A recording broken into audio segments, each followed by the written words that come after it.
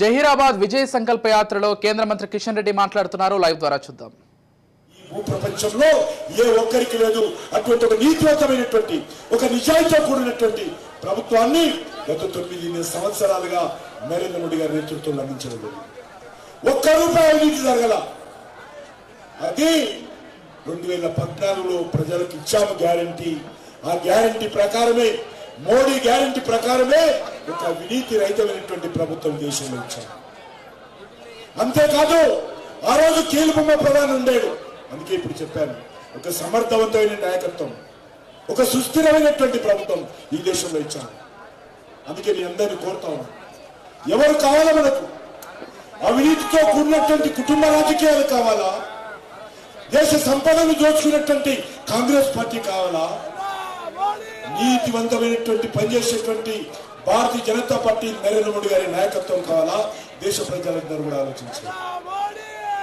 ఒక పేద కుటుంబంలో ఒక టాయిలెట్ నుంచి మొదలు పెడితే ఒక బ్యాంక్ అకౌంట్, ఒక ఇల్లు, ఒక ఎలక్ట్రిసిటీ కనెక్షన్, ఒక ఉచిత బియ్యము అన్ని కూడా సమకూర్చినటువంటి వ్యక్తి. పేద ప్రజలకు బ్యాంక్ అకౌంట్లు, పొదుపు సంఘాలకు 20 లక్షల లోన్లు,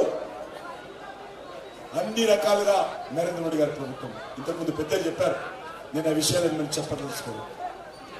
మీ అందరినీ కోరుతా ఉన్నాను, ఆలోచించండి.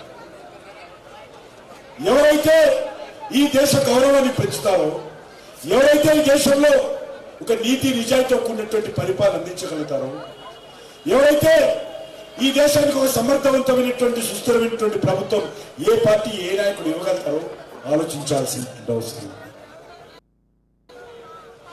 అందుకే ప్రజలను కోరుతా ఉన్నాను, ఈ ఎన్నికలు ఢిల్లీ ఎన్నికలు, ఈ ఎన్నికలు ప్రధానమంత్రి ఎన్నికలు.